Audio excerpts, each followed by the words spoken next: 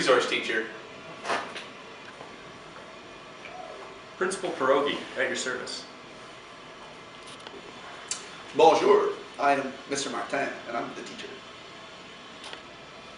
And I'm Bert, the parent.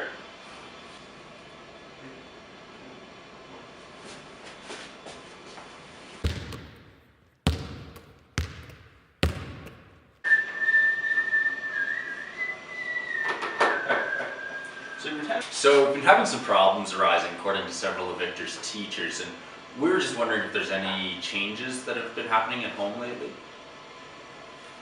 Well, actually, I have noticed that when he comes home from school, he's been having some temper tantrums.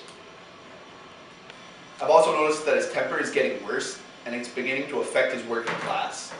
When I call on him to not talk in class, he frequently talks back.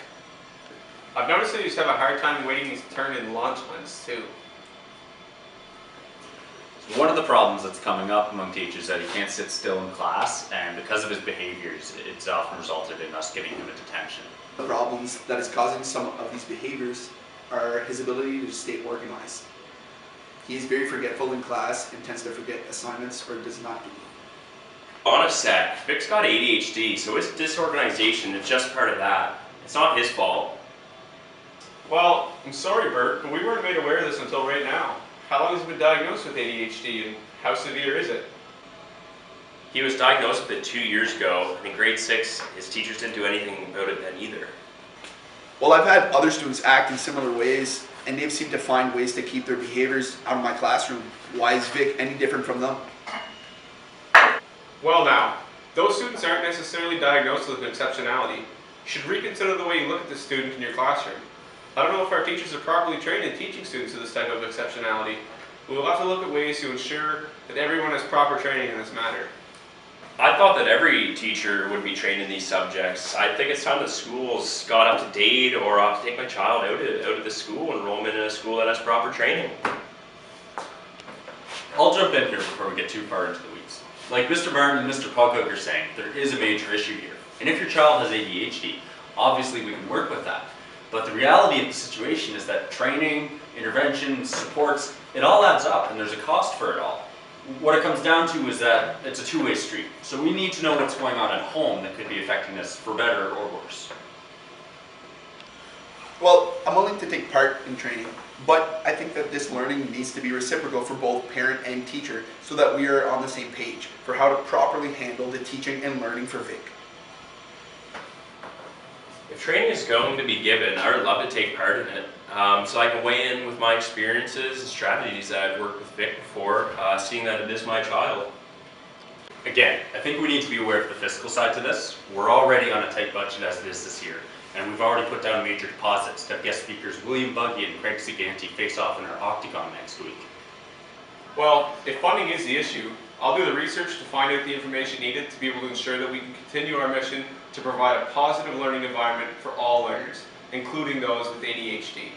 On our next PD, we will invite all teachers to take part in a session, and we would also like to have any parents with children who are diagnosed with ADHD in attendance so that we can ensure that we are meeting the needs of all these students.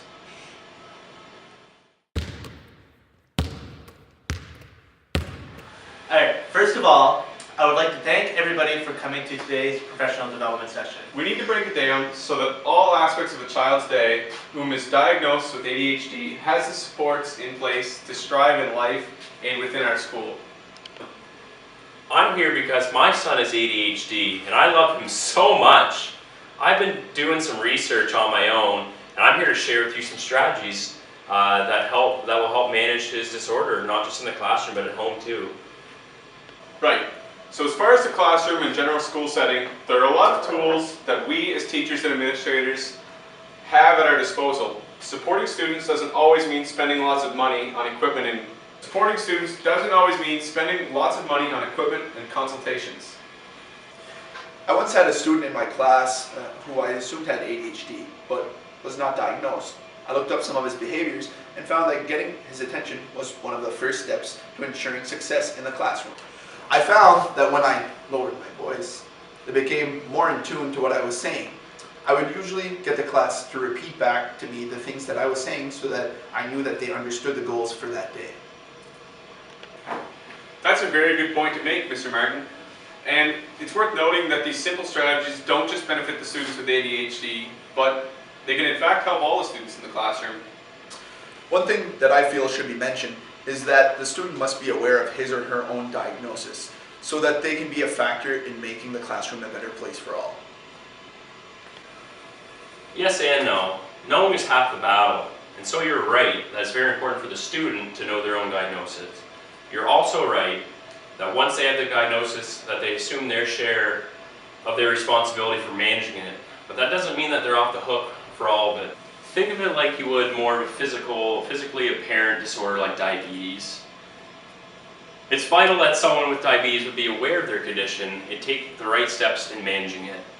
Keep in mind what they eat, staying on track with their medication, and self-monitoring, maybe even keeping a journal so that they can notice any changes that might indicate something's up. Speaking of medication, we need to be aware of the medications that are being used to ensure that we know the precautions to take. We know that diet plays a huge role in mitigating the effects of ADHD. Cutting down on sugar, eating a balanced diet, especially a good breakfast, gives students a huge boost in their ability to concentrate and self-regulate.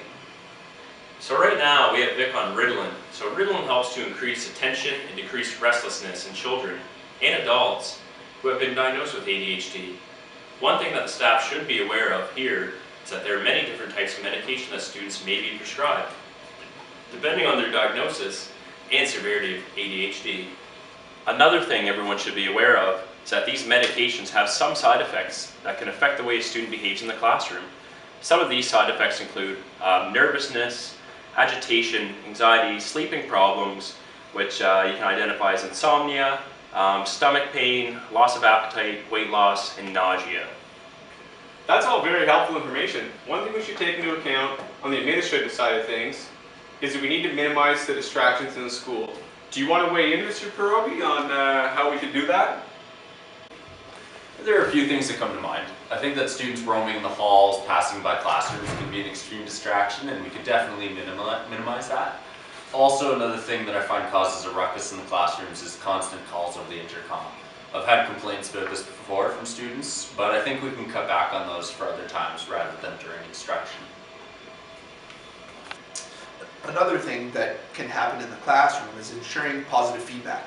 Calling out students for misbehaving when they can't always help it can lower students' self-esteem, and we need to keep their esteem high. We don't want our students with ADHD to feel any different from anyone else. When students have positive behaviors, we need to reinforce those behaviors that we may take for granted in other students. Alright everyone, it looks like we've made leaps and bounds today, and the combined research of everyone attending has deepened our understanding of how to modify the school environment to accommodate the needs of students with ADHD.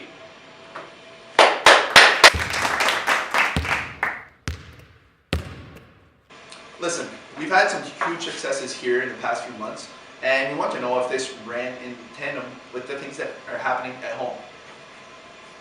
Well, I have to say, I've been working on his self-monitoring, and he seems to be making huge improvements in many facets of his life. His behavior has changed greatly, such as his temperament, not talking back, his frustrations has gone down as well, and I'm pretty sure that he is doing his homework more often too. He says that the school has changed drastically to help him navigate his days. I love him so much. From what I've heard from other teachers in the building is that Vic's self-esteem is boosted, and he seems to be having lots of supports from his peers as well.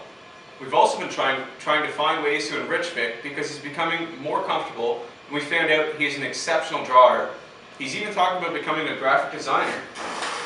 This is one of his pieces that he recently created in English class.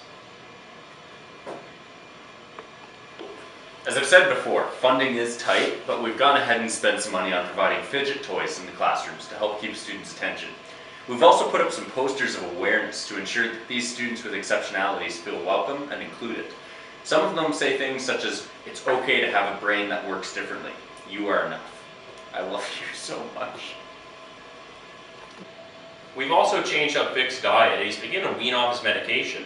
His schedule is more structured, and now he's attending pickleball lessons in the evenings. Well, it seems as though we've come a long way, and we continue to monitor Vic's success at home and at school. Great job, everyone.